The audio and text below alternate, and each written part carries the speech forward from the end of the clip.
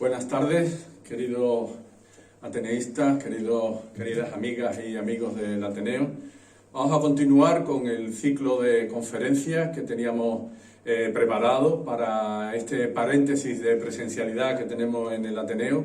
No es un paréntesis de actividad porque mantenemos la actividad a través de nuestra página. Habíamos concluido uno de los ciclos, habíamos comenzado otro. En este segundo ciclo hemos tratado temas de arquitectura, temas de sociología y hoy nos toca un tema médico.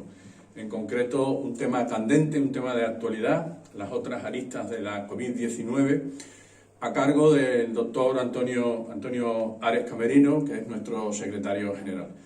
En nombre de la Junta Directiva, en el mío propio, por supuesto, Antonio, darte las gracias por la iniciativa, darte las gracias por la conferencia que nos has preparado y por tantas cosas este Ateneo te tiene que dar las gracias. Así que cuando quieras puedes comenzar y esperemos que aprendamos un poco más de la COVID-19 esta tarde. Muchas gracias, Antonio. Muchísimas gracias, Pepe. Muchísimas gracias, presidente.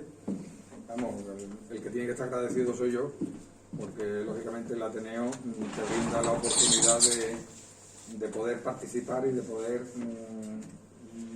aportar tu grano de arena al conocimiento de esta entidad más que centenaria y que es un referente en el mundo de la cultura y en el mundo de la ciencia en Cádiz, ¿no? El título de la conferencia, las otras aristas de la COVID-19, va reflejado fundamentalmente a intentar ver un poco la dimensión que esta pandemia está teniendo a nivel mundial y una dimensión que no es una dimensión única exclusivamente sanitaria, sino que es una dimensión social, es una dimensión económica y una dimensión que probablemente ni los más agoreros podrían haber valorado el alcance que va a tener esta pandemia en décadas, ¿no? Hace unos 2 años la Organización Mundial de la Salud convocó a los mejores expertos y les encargó que identificaran los riesgos para la salud pública a los que se enfrentaba el planeta, ¿no? Este grupo de expertos no se le escaparon temas de enfermedades infecciosas que han supuesto epidemias, pero epidemias localizadas, ¿no? El ébola, el SARS-1, el Zika, la fiebre del Rift. Pero su gran acierto fue el predecir una enfermedad a la que no le pusieron nombre y que llamaron enfermedad X. Esa enfermedad X estaría provocada por un agente infeccioso desconocido que saltaría de los animales a las personas, que causaría un síndrome más letal que la gripe, que se contagiaría con tanta más facilidad que ella y que sería un virus que se extendería por el mundo aprovechando la hiperconexión comercial y turística entre las grandes ciudades y que causaría un caos sanitario y socioeconómico de dimensiones insospechadas. Esto lo refleja un artículo del periodista científico Javier San Pedro, que lo escribió en El País en junio del 2020. Los virus, para dar un poco de una señal, una pincelada de biología básica, los virus son unas estructuras que están compuestas fundamentalmente por ARN o ADN, que son los 2 grandes grupos de virus, y dentro de su estructura y de su forma, pues los hay que tienen forma helicoidal, los hay que tienen formas complejas, parecen como naves espaciales, como ese forma compleja que pone el complex, los hay de forma poliédrica, con muchísimas aristas, y los hay de forma esférica. Del que aquí nosotros tratamos, el coronavirus, el SARS-2, es una forma esférica. No tiene aristas, es totalmente redondeada, tiene una espícula, por eso es una especie de corona, por eso se llama coronavirus. Pues no tiene aristas, pero sí tiene muchísimas parcelas en las que va a influir en nuestra vida y en las décadas próximas. Decía Albert Einstein que el tiempo es una dimensión en la que el hombre se la inventa para intentar comprender muchísimas cosas. Pues el tiempo a nosotros nos ha dado a comprender la importancia que tiene la situación en la que nos encontramos. Fijaros que estamos hablando prácticamente de que en diciembre, hace un año, poco más de un año, en diciembre de 2019, el último día del año, la Comisión Municipal de Salud de Wuhan, una ciudad china, que más que una ciudad es una megalópolis, porque estamos hablando de una ciudad de más de 12 millones de habitantes, notifica un conglomerado de casos de neumonía en la ciudad provocada por un tipo raro de coronavirus y que parece ser que el punto de origen de la misma es un mercado en el que coexistían animales tropicales, animales salvajes, con productos que allí se vendían, ¿no? Fruta, verdura y demás. Cuando hablamos de mercado, estamos hablando de un mercado de unas dimensiones que son dimensiones como pueden ser propiamente de una megaciudad, ¿no? La rápida expansión de la enfermedad hizo que el 30 de enero la propia Organización Mundial de la Salud declarara una emergencia sanitaria. Fijaros que estamos hablando de un mes. En un mes, aquello que se declaró como algo raro que estaba ocurriendo en una ciudad china se prolonga y se propaga por todo el mundo. El 11 de marzo la enfermedad llega a más de 100 territorios a nivel mundial, más de 100 países, y la Organización Mundial de la Salud pues reconoce ya que nos encontramos ante una pandemia. Por aquel entonces se hablaba de 500.000 casos a nivel mundial el 26 de marzo. Todavía no ha transcurrido un año, del marzo del 2020, y estamos hablando ya de más de 14 millones de personas que se han contagiado y de millones de muertos, ¿no? Por lo tanto, estamos hablando de unas dimensiones totalmente insospechadas, ¿no? A nivel nacional, estos son datos sacados este lunes del Ministerio de Sanidad, nos encontramos con que hay un total de 3.195.000 personas que han sido diagnosticadas y de 72.424 casos de personas fallecidas. Tengamos en cuenta que estas personas fallecidas probablemente estemos hablando unas cifras a la baja, porque única y exclusivamente se considera personas fallecidas aquella a la que se ha demostrado que la causa de fallecimiento ha sido por el coronavirus. Los casos de sospecha y casos que desde el punto de vista de la historia clínica de la persona hayan podido sospecharse que hayan tenido el coronavirus no se contabilizan como personas fallecidas con tal diagnóstico, ¿no? A nivel de Europa, pues nos encontramos en situaciones, pues fijaros, estos son datos de primero de marzo, aquí no hay ningún país, en un principio parecía que había algunos países que incluso a España lo tacharon de que las cosas no las estaba haciendo bien, ¿no? Pues aquí me parece a mí que bien no lo ha hecho nadie, o bien lo hemos hecho todos, porque la verdad es que la situación es tan sumamente caótica en todos los países que es imposible que alguien pueda ponerse una medalla de que ha gestionado bien lo que es el tema de la pandemia a la que nos enfrentamos. Todos los organismos internacionales están advirtiendo de que las consecuencias de esta pandemia pueden tener efectos devastadores en todos los ámbitos. En el ámbito sanitario, en el ámbito económico, en el ámbito educativo, en el ámbito social. Y una de las cosas fundamentales es que la situación de desigualdad está provocando, lógicamente, que esta enfermedad, como prácticamente casi todas las enfermedades, se ceden, como siempre ocurre, con los más desfavorecidos y con las personas que se encuentran en situaciones o de exclusión social o de pobreza extrema.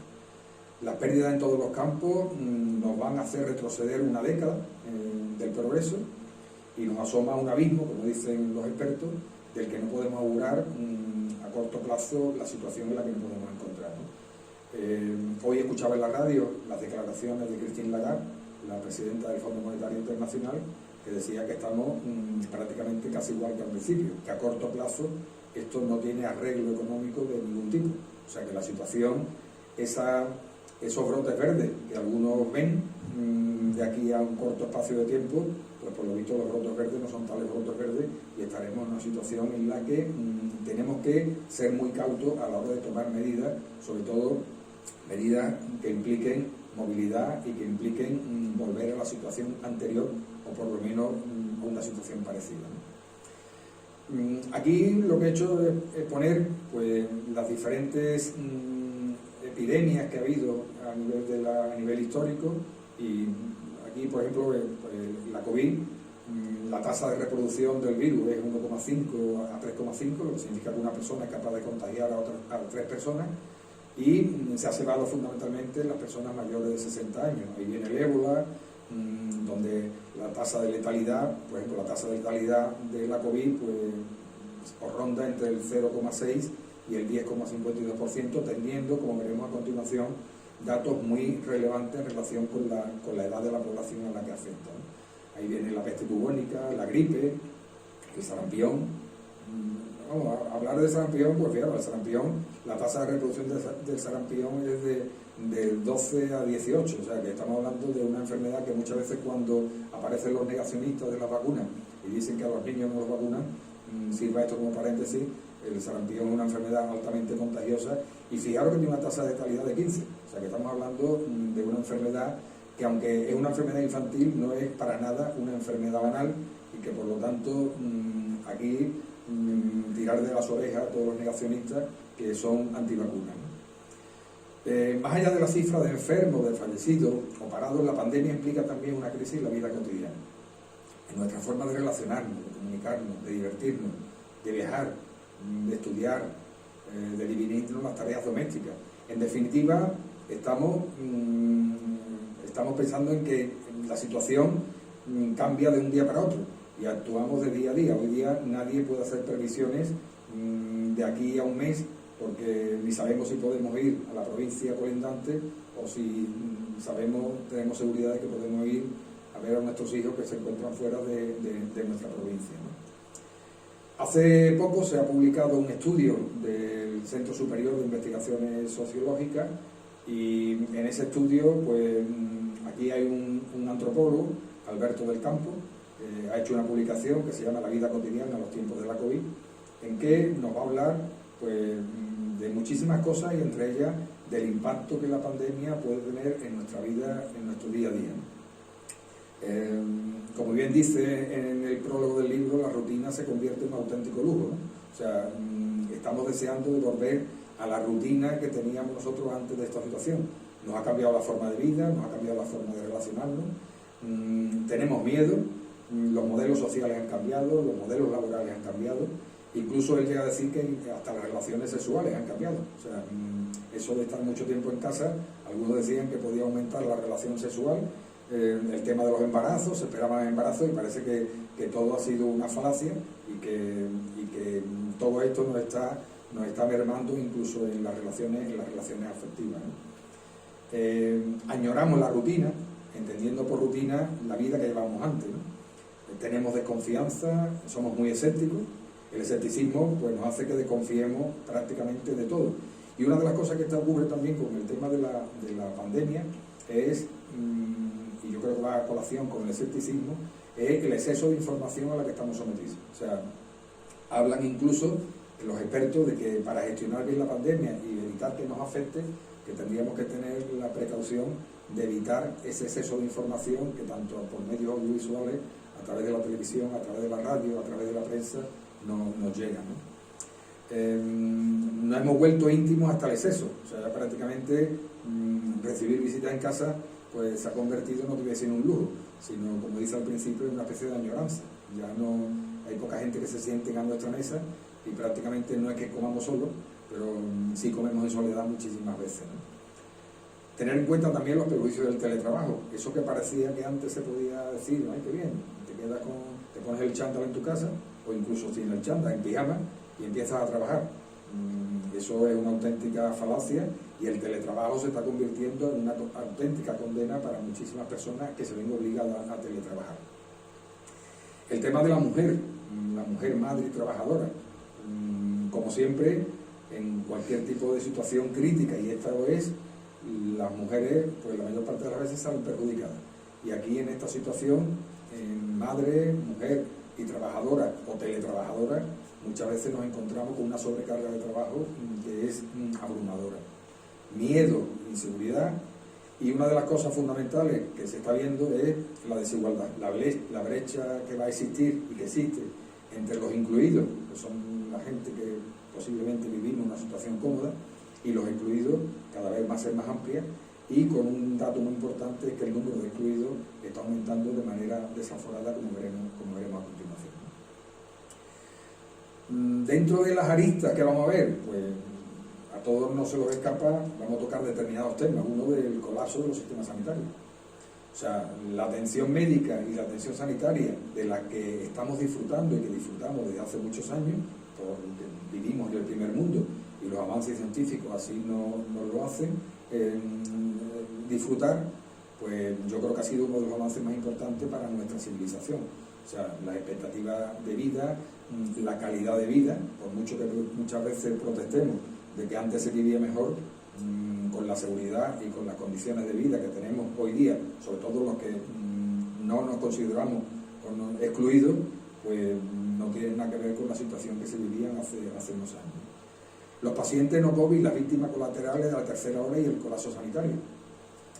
Las personas que no padecen COVID se han convertido en algunos, sobre todo personas que pueden tener enfermedades, se han convertido en ese daño colateral que ha provocado el sistema. Prácticamente las consultas en atención primaria, la mayor parte de ellas han sido consultas telefónicas, acudir a urgencias o los ingresos no hospitalarios se han convertido en monotemáticos del tema de la COVID, y nos estamos encontrando con que muchísimas patologías que siguen existiendo, no porque no se diagnostiquen, no existen, siguen existiendo o se han convertido en ese daño colateral secundario a la COVID. Incluso el otro día en una reunión que se planteaba en el Colegio de Médicos se estaba planteando los residentes, los médicos internos residentes y los enfermeros internos residentes que están haciendo el periodo de formación en nuestros hospitales, se están encontrando con que la formación la están teniendo totalmente sesgada. Prácticamente en los hospitales no se trata de otro tema que no sea el tema de COVID.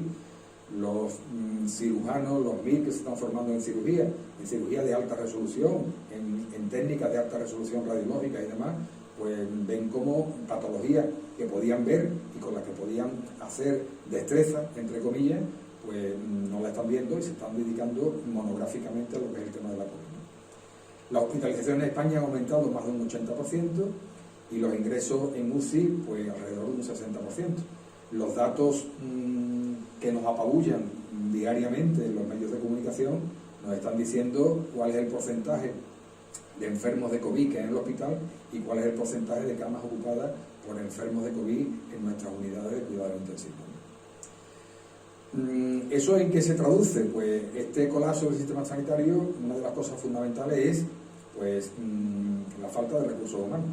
O sea, nuestro sistema sanitario es bueno y era una de las mejores sanidades del mundo, pero era una de las mejores sanidades del mundo y probablemente sigue haciéndolo gracias a las espaldas de los profesionales sanitarios que ejercen su profesión de manera mucho más altruista de lo que puede ser un salario digno, ¿no? La fuga de enfermeros, de enfermeras, de médicos, de médicas, de personal sanitario en nuestro país en los últimos años ha sido asombrosa.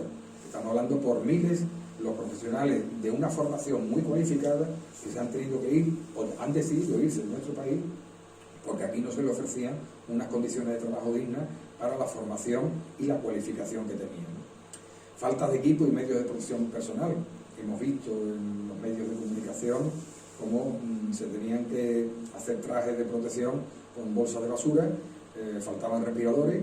Está claro que la situación crítica no hacía prever lo que estaba ocurriendo, pero yo creo que la administración tiene que tener la suficiente cintura como para dar una respuesta inmediata a las necesidades que se van planteando y muchas veces por parte de las administraciones no se ha dado esa respuesta, ¿no? Adaptación de instalaciones y medios técnicos. Instalaciones que no eran UCI se han convertido en UCI. Eso lleva pues fundamentalmente a una situación y es la que refleja lo que ponemos ahí, ¿no? La falta de inversión.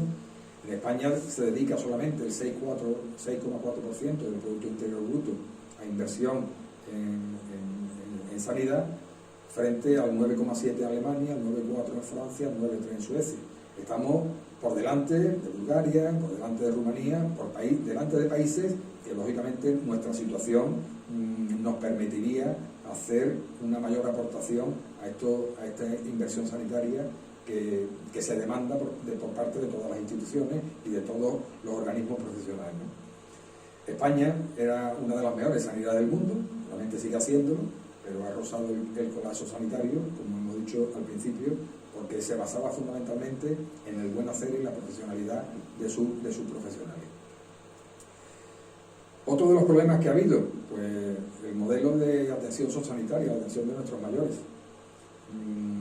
Han fallecido, son datos del Ministerio, han fallecido 29.419 personas en residencias mayores. Estamos hablando casi el 10% de los 300 y pico mil ancianos que había en residencias de mayores en nuestro país han fallecido. A la cabeza, la Comunidad de Madrid, Cataluña, Castilla y León y Castilla-La Mancha. Son donde más fallecimientos se han producido. Como decía al principio, son datos confirmados con COVID, que probablemente se han visto imágenes dantescas de ancianos que se habían encerrado en sus habitaciones en las que no podían salir, porque lógicamente no se les permitía por el temor al posible contagio al resto de los ancianos de la residencia. Soledad, falta de medios, privatizaciones, la medicalización de la residencia. Ahora mismo la tranquilidad y el sosiego ha llegado a estas residencias mayores porque prácticamente casi el 100%, el 97,4% de los residentes de nuestras residencias mayores se encuentran ya correctamente vacunados. Y se está viendo cómo la incidencia de la COVID-19 en las residencias mayores prácticamente es nula. Pero todo eso nos hace pensar en ¿qué? En un cambio de modelo asistencial. Yo creo que la asistencia a nuestros mayores hay que huir de ese modelo de residencia, de macroresidencia, y hay que ir a un modelo mucho más cercano, un modelo mucho más cercano al anciano, cercano a la persona mayor, que no se le saque del entorno y que probablemente ahí tengan mucho que decir los ayuntamientos con la ayuda domiciliaria. Un buen planteamiento y una buena organización de una ayuda domiciliaria puede ser una alternativa a estas macroresidencias de mayores que dentro de las privatizaciones pues también se han convertido en un sitio o en un nicho de intereses económicos que lógicamente deben ser totalmente eliminados, ¿no? Otro de los datos importantes, el exceso de mortalidad al que estamos asistiendo. En nuestro país existe, propiciado por el Instituto Carlos III, un sistema de monitorización de mortalidad diaria. Aquí 3.929 registros civiles informan diariamente de cuáles son las causas de fallecimiento y se tiene un control prácticamente exhaustivo a fecha de hoy de las personas que han fallecido. Yo he sacado los datos del Instituto Carlos III de la fecha 18 de enero de 2021. Y fijaros los resultados a nivel nacional. Lo que están en la franja de color azul son las muertes esperadas, y las que están en color azul oscuro, con esos picos que hay ahí, son las defunciones observadas. Como podéis comprender, la situación es lo suficientemente dramática como para ver que en abril del 2020 y la situación de enero del 2021, pues hay unos picos ahí que demuestran de manera tajante la situación de pandemia y la situación de oleada a la que nos estamos enfrentando. Y si los analizamos, estos son datos de marzo del 2020 a mayo del 2020, el exceso de mortalidad, pues ese exceso de mortalidad en toda la población era de un 66,9% y en los mayores de 74 años era de un 77,7%. Estamos hablando casi 3/4 partes por encima de las muertes esperadas, ¿no? En final de este año, pues a final de año la cosa podemos decir que no podemos sentir satisfechos de que el exceso está bajando y que parece que la cosa se está controlando. Pero vamos, en ese control que no nos aparezca con la idea de salvar la Semana Santa ni de salvar el verano. Ya nos salvaremos nosotros intentando controlar la situación en la que nos encontramos. Esto es en Andalucía. Fijaros que también en Andalucía, aquí es menos manifiesta el pico en abril del 2020, pero es más manifiesto el pico en septiembre-octubre del 2021. Perdón, del 2020. Estamos hablando de que nuestra segunda ola fue más llamativa que la segunda ola que se produjo a nivel nacional. Eso tiene que ver mucho, pues, probablemente con la apertura, entre comillas, que se produjo durante el verano. El exceso de mortalidad en Andalucía pues, es menor, 22,8%, 24,9% en los mayores de 74 años. Y fijaros la cifra, pues aquí nos da un poco la razón en que son peores que las cifras que había. El nivel de mejoría que había a nivel nacional no se ha corroborado con el nivel de mejoría que hay a nivel de exceso de mortalidad en Andalucía. Prácticamente seguimos exactamente igual. Otra de las aristas, pues el aumento de listas de espera.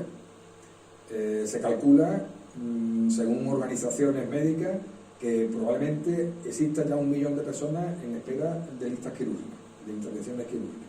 1 millón de personas son muchas personas las que hay que intervenir. Probablemente, si el sistema sanitario nuestro se ha puesto las pilas con respecto a la COVID, se va a tener que poner las pilas después de la COVID para ver cómo dar respuesta a esta gran demanda de asistencia que se va a producir, porque ahora la cosa está relativamente contenida, pero cuando esto pase, ¿qué pasará? Pues probablemente nos encontremos con una demanda importantísima de asistencia sanitaria. Más de 55.000 personas fallecieron en lista de espera de la dependencia. El sector se encuentra en una situación catastrófica de retroceso y existen ahora mismo 373.000 expedientes por resolver. Estamos hablando de personas dependientes, la mayor parte de las veces que requieren recursos por parte de la administración y que la administración no da una respuesta adecuada a este tipo de demanda, ¿no?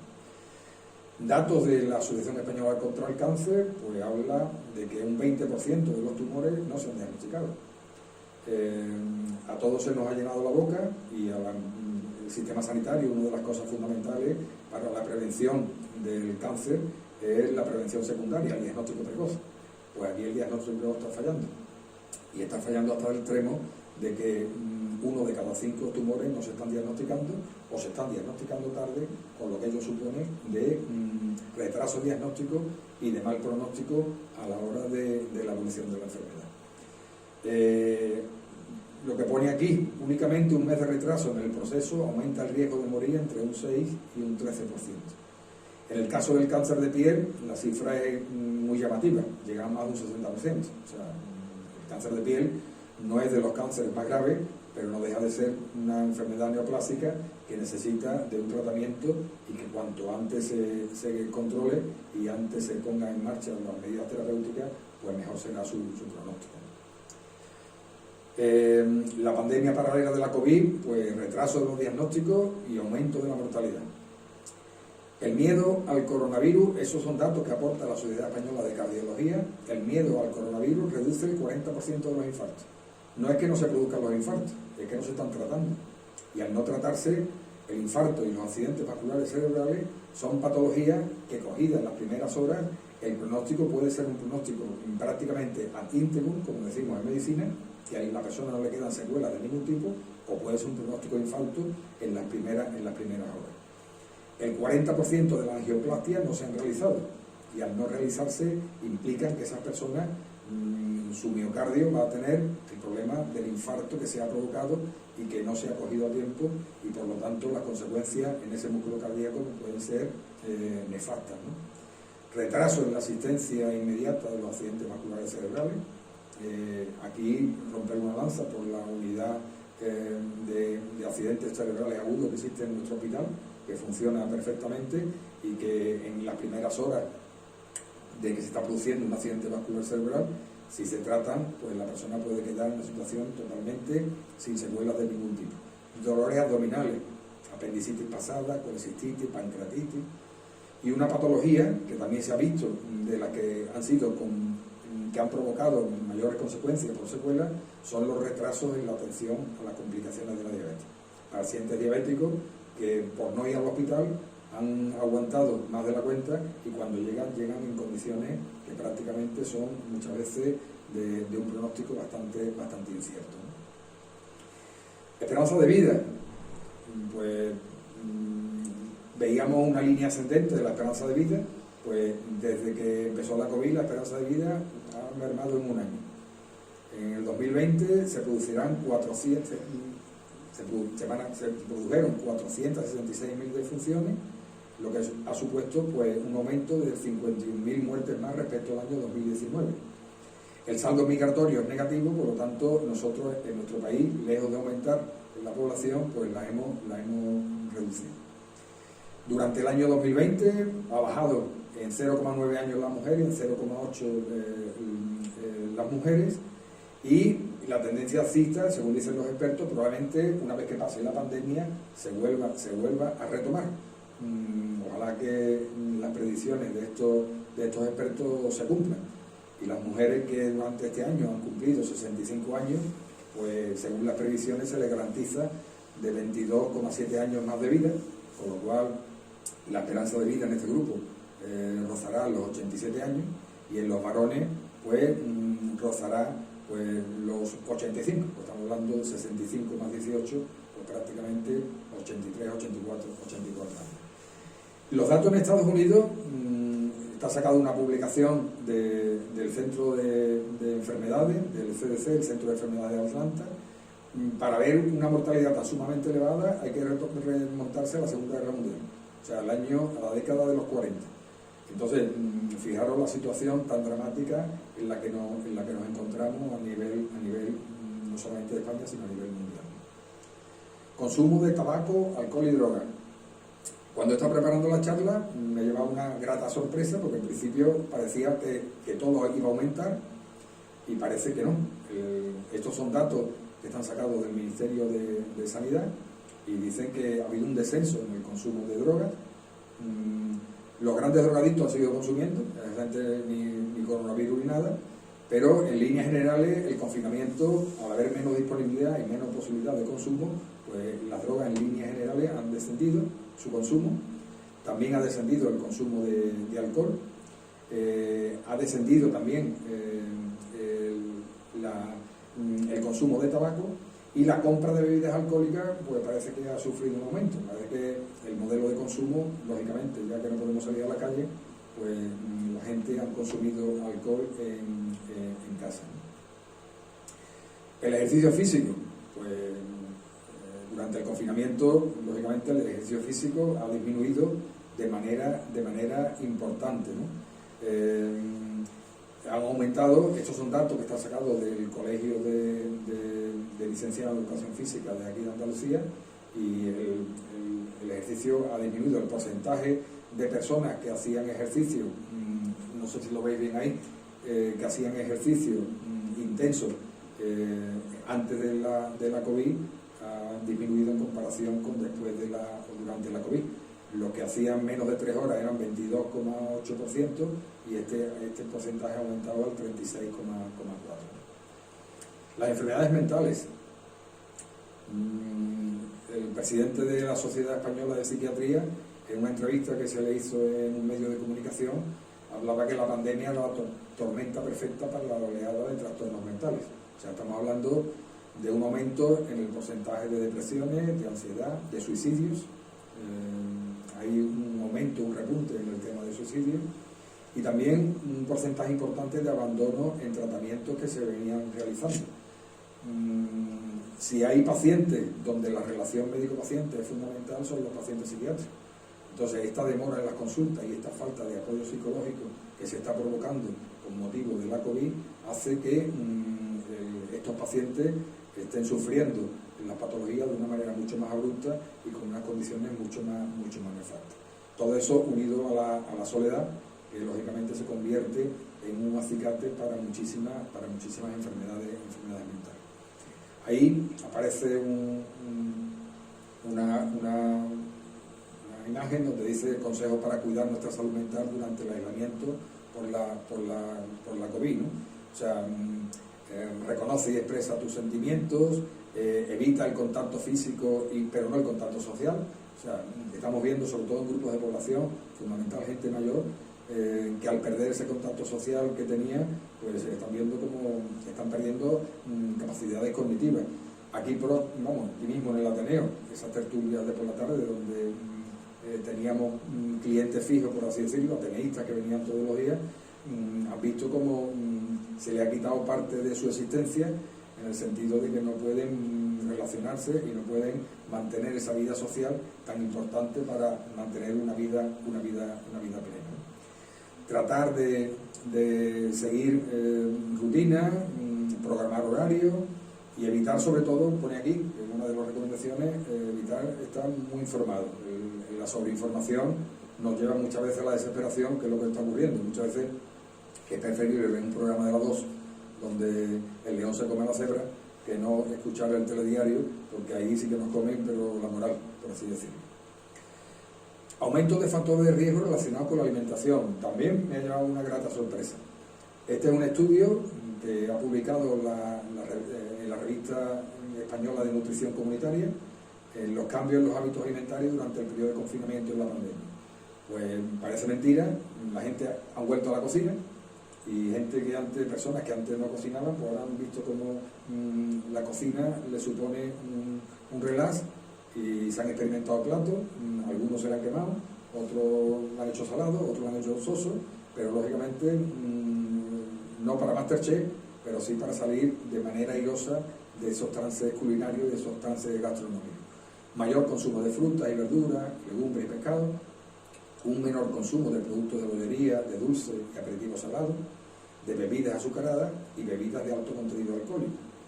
Y también se ha reducido el consumo de carne procesada, de pizza, cordero, conejo, pero además ha habido otros cambios que benefician nuestra salud, como es que cocinamos más en casa. O sea, la comida, aunque la hostelería se ha salvado en determinados sectores con comidas para llevar, pero en líneas generales se ha cocinado más en casa y se ha hecho una comida mucho más casera y mucho más sana desde el punto de vista de la alimentación, ¿no?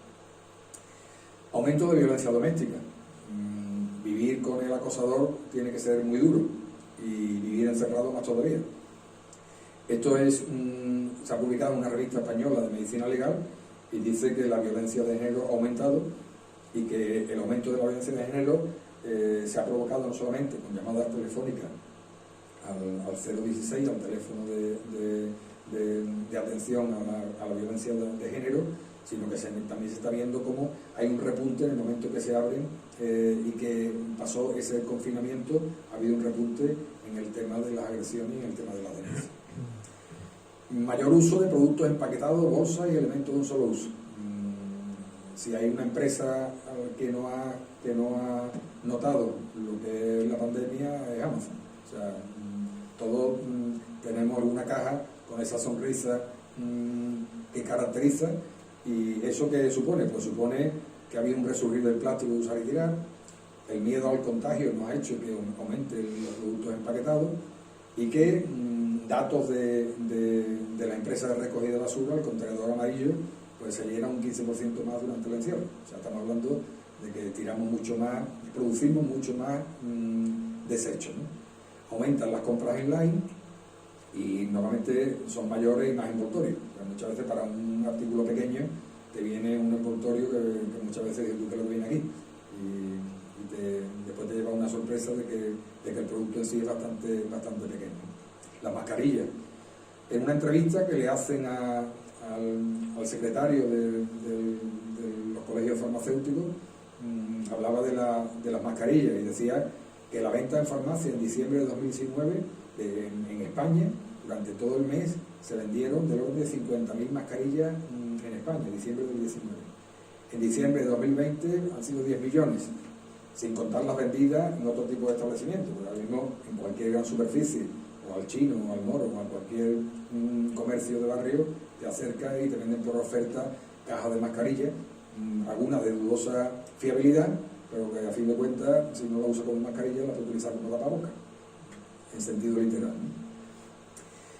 El abandono masivo de mascarillas desechables y de guantes de plástico se suma a la lista del impacto sobre el medio ambiente, y la apuesta del consumidor por productos envasados agrava este problema de manera global, ¿no? Con respecto a las mascarillas, pues consejos de mascarillas y guantes: usa mascarillas reutilizables que estén homologadas para evitar lógicamente las desechables. Trata de sustituir los guantes por la limpieza y desinfección frecuente de manos. Los guantes y mascarillas se tiran al contenedor gris, no al amarillo, no son productos que se reutilicen, que no son reciclables. Y evita siempre el uso de toallitas sintéticas, que son las toallitas estas, que el otro día en el diario de Cádiz venía la cantidad ingente de toallitas que se han sacado de las tuberías en Cádiz en corto espacio de tiempo. Otro dato importante que también, el aumento de intoxicaciones domiciliarias por productos de limpieza. Estamos hablando de el Instituto Nacional de Toxicología ha quintuplicado el número de consultas por intoxicación por productos desinfectantes. La lejía como producto estrella, pero no por utilizar más productos y por hacer mezclas explosivas, la casa está más limpia. La casa puede estar más limpia, pero también puede estar más dañado nuestro aparato respiratorio y nuestras mucosas. Mezclar la lejía con amoníaco, con sal fumán, con vinagre, con todos estos productos, conlleva a reacciones químicas que la mayor parte de las veces son bastante nocivas para la salud de la persona que la utiliza. Menor contaminación. Este es un efecto positivo de la pandemia. La menor contaminación, pues hemos visto imágenes de la Gran Vía de Madrid totalmente sin un coche, de grandes urbes prácticamente vacías, y eso implica lógicamente que los gases de efecto invernadero y la capa de ozono pues se están recuperando. Un dato solamente, pues en Europa se han cancelado el 90% de los vuelos comerciales. El 90% de los vuelos son muchísimos vuelos y muchísimas toneladas de CO2 lanzadas a la atmósfera. Por lo menos algo bueno podemos sacar de esta triste pandemia. Secuelas académicas. Retraso en conocimientos matemáticos, de lectura y aprendizaje. Se habla de alrededor de un 30%. Hay datos, sobre todo esto lo han estudiado los suecos y los noruegos, hay datos que dicen que por cada 10 días de cierre de una escuela se pierde un 1% de indicadores de aprendizaje. Un 1% que a determinadas edades después es difícil recuperar, ¿no? Por lo tanto, una de las cosas que se ha planteado y se ha habido debate si se abrían los colegios, si no se abrían los colegios, en primaria y en secundaria, yo creo que es fundamental la presencialidad a la hora de la formación, porque lógicamente no es lo mismo perder una clase en la universidad que perder una clase en niños que están en una fase en la que el aprendizaje es fundamental. ¿Y esto qué va a ocurrir? Pues va a ocurrir, y hay estudios hechos, que aumentan las desigualdades, la brecha educativa, y esto repercutirá de una forma negativa en los salarios en las próximas décadas. Se habla incluso de una pérdida de salario por esta brecha educativa y esta brecha digital que veremos a continuación. Se habla de una pérdida de salario en la próxima década de alrededor entre un 10 y un 15%. Este es una proyección del aumento de pobreza extrema como consecuencia de la COVID. La tendencia era hacia abajo en el 2021 y fijaros cómo en el 2020 ha subido y en el 2021 va a subir más todavía. Por lo tanto, estamos hablando de una situación de desigualdad que, como cualquier otra enfermedad, la COVID siempre se ceba con los más desfavorecidos. Pérdida en la cultura, en el deporte, en espectáculos, en congresos, festivales, museos, conciertos, fútbol, actividades deportivas, espectáculos taurinos, fiestas, romerías, prácticamente todo cancelado. Más de uno tiene alguna entrada pendiente de algún concierto que se ha pospuesto o pendiente de que te vuelvan el dinero, pero probablemente la situación va a ser, vamos a tardar en retomar la situación que teníamos antes de la pandemia. Todo lo que se pudo hacer virtual se hizo y lo que no pues, se ha perdido, y estamos hablando de una crisis importante en el mundo de la cultura. Crisis en precedente en el sector. Solamente en el tema de la cultura hay uno, que es el tema de la venta de libros, que parece que que de hecho ha subido durante la pandemia y que nos lo hemos hecho más lectores. Pero también hay datos, dice, nos hemos hecho más lectores los que leíamos antes. Los que no leían siguen sin leer. Pérdida en el turismo y en la hostelería. Perjuicios sin precedentes por el cierre. Se habla de una pérdida a nivel nacional de unos 55.000 millones de euros. El sector del turismo y de la hostelería representa el 6,2% del Producto Interior Bruto y estamos hablando de un sector con corto margen de beneficio, no un sector que tenga mucho margen de beneficio y que está muchas veces muy precarizado con contratos que son contratos muy precarios y de corta duración.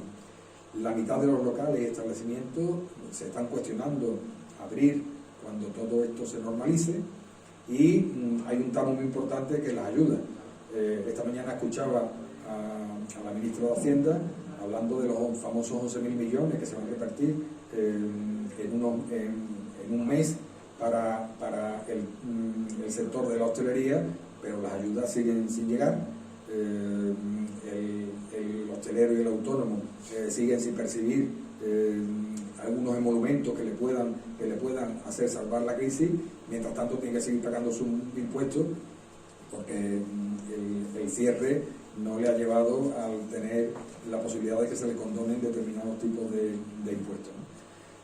Y una de las cosas que también es muy importante con respecto al tema del sector, sobre todo de la hostelería, es que por parte de los hosteleros y de las patronales de hostelería se ha cuestionado mucho su importancia en la transmisión del virus. Hay otros sectores que, según ellos, han propagado mucho más el virus que el sector de la hostelería en sí, porque dicen que se han cubierto y se han cumplido muy bien las normas higiénico-sanitarias. El sector de la hostelería pues ha tenido nuevas formas de inventarse: comida a domicilio, comida para llevar, servicios especializados, cambio de horario, espectáculos reducidos que eran nocturnos, pues ahora se hacen a la hora del almuerzo. Y te ves como los sábados y los domingos, en determinados locales de aquí de Cádiz, donde hay espectáculos de pequeño aforo, pues en vez de hacerlo a las 9 o a las 10 de la noche, pues se están haciendo a las 1:30 o a las 2 de la tarde de un sábado o de un domingo, con un aperitivo o una tapita de berza, que mira, es una forma de retomar lo que es el tema de las actuaciones en directo. El paro y la pobreza. Durante la COVID, más de 760.000 personas se han sumado a este sector de la pobreza. Como siempre, nuestra comunidad autónoma a la cabeza, y si no está a la cabeza, nos llevamos la medalla de plata en este caso. Extremadura es la primera, con un porcentaje de pobreza del 39,2% en la situación de post-COVID, y en Andalucía estamos hablando de un 33,9%. O sea, los vascos, los navarros y el norte, la famosa dualidad norte-sur se sigue cumpliendo a rajatabla en este tipo de situaciones. Datos, vamos, si hay algo que ha hecho la pandemia es que la gente se ha puesto a investigar de todo, y la comunidad científica está haciendo estudios absolutamente de todo. Pues ya se está hablando de una COVID de rico y una COVID de pobre. Las restricciones, datos que se han hecho desde el punto de vista matemático, en el que se ven cuáles son las desigualdades, y la desigualdad pone a la cabeza de la situación crítica el barrio de Vallecas, y en el otro extremo, en la situación en la que menos ha afectado, pues el barrio de Salamanca, como era de esperar, ¿no? El número de contagios es mayor en las zonas más vulnerables, donde más pesarán las posibles limitaciones. Estamos hablando de los ERTE, de los ERE, de los despidos, de la precariedad laboral, y de un elemento estrella que lanzaron a bombo y platillo el gobierno, que era el ingreso mínimo vital. El ingreso mínimo vital, pues menos del 15% se ha tramitado. Imposible para los desfavorecidos materiales y digitales, que no pueden tramitarlo, porque hay que tramitarlo de manera, tienes que tener un ordenador, tienes que tener una conexión a internet y tienes que tener paciencia. Que yo he tramitado mi jubilación hace unos días y hay que tener paciencia, porque la ventanilla única, más que ventanilla, es un túnel en el que sabes cuándo entra, pero no sabes cuándo vas a ver la luz. Y otro dato muy importante, y es que estas ayudas para el ingreso mínimo vital, escuchaba el otro día en la radio una señora con 3 hijos, que el ingreso mínimo vital se lo habían concedido y le concedían de ingreso mínimo vital 32 euros, porque habían empezado a hacerle una valoración de los ingresos que había tenido en el año 2019. Como decía ella, en el 2019 yo trabajaba y tenía ingresos. En el 2020, cuando no trabajaba. O sea, no me pide usted la renta del 2019, que no había pandemia, pida usted la renta del 2020, que es cuando está viviendo esta crisis. Así que un tirón de orejas, porque una cosa es el boletín oficial del Estado, una cosa son los decretos ley, y otra cosa es la realidad cotidiana con la que se enfrentan los ciudadanos. La pobreza es un factor de riesgo para la COVID. En Euskadi han encontrado indicios, han comparado las tasas de desempleo en zonas de salud con la tasa de incidencia de COVID, y negro sobre blanco, automáticamente se sabe exactamente igual que la tasa de paro es uno de los factores de riesgo para que la COVID pueda campar a sus anchas. En empleo, pues 2 años y medio perdido en Andalucía por la COVID, y Andalucía ha cerrado el 2020 con una tasa de paro del 22,74%. Hay casi 1 millón de parados, y es similar a la tasa que teníamos en junio de 2018. Y la solución la tenemos ahí, pero la solución, cuando he terminado de hacer la diapositiva y la presentación, a la vuelta, cuando venía para acá, he escuchado en la radio que la vacuna de AstraZeneca, que es la que ahora mismo está cuestionada, la Agencia Europea del Medicamento pues le ha dado el visto bueno, como no podía ser de otra manera. Pero aparecieron las vacunas y aparecieron también la especulación y el mercadeo. Todo el mundo mira a Israel, que prácticamente tiene vacunado al 100% de la población, porque le han pagado un precio, y nosotros pues la estamos pagando. Eso de un pliego único para la contratación de las vacunas, que era una buena idea por parte de Europa, pues las industrias farmacéuticas han hecho de la suya y nos están cerrando el grifo. Europa ha mandado más vacunas al Reino Unido que las que el Reino Unido nos ha mandado a nosotros, por lo cual estamos ahí en un tira y afloja que parece mentira, que en esta situación, que es la solución para este problema, se convierta en un tema de especulación.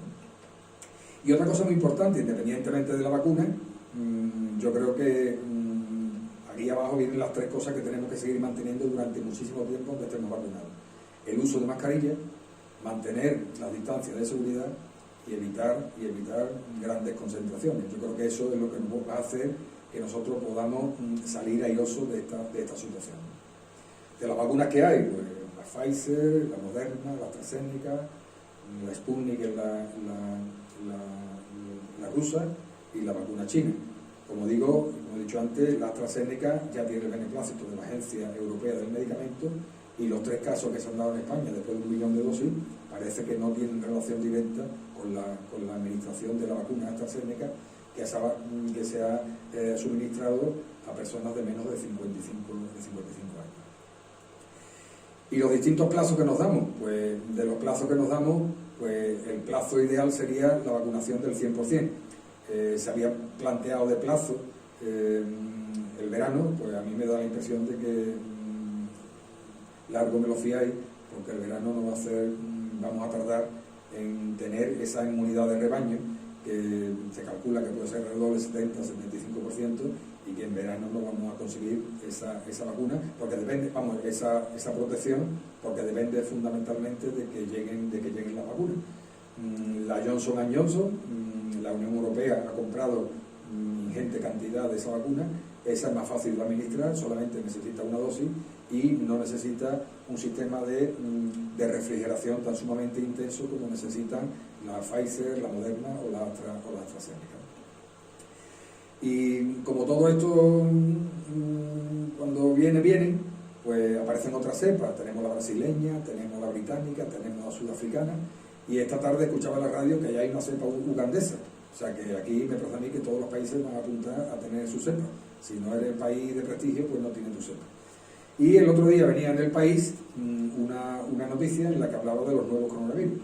Alrededor del punto de origen de la ciudad de Wuhan, donde apareció todo esto, se han visto que en una zona dicen en la noticia que venía en El País, de alrededor de unos 15 o 20 kilómetros cuadrados, existen una diversidad de murciélagos con una enorme cantidad de virus, todos parecidos al coronavirus, que están dispuestos a que el chino de turno se coma el murciélago o se coma el pangolín, que a su vez se come el murciélago, para que podamos estar otra vez en una situación que esperemos que no se produzca. Y muchísimas gracias, y vacunarnos, mascarilla, mucho jabón en las manos y mantener la distancia de seguridad. Muchísimas gracias.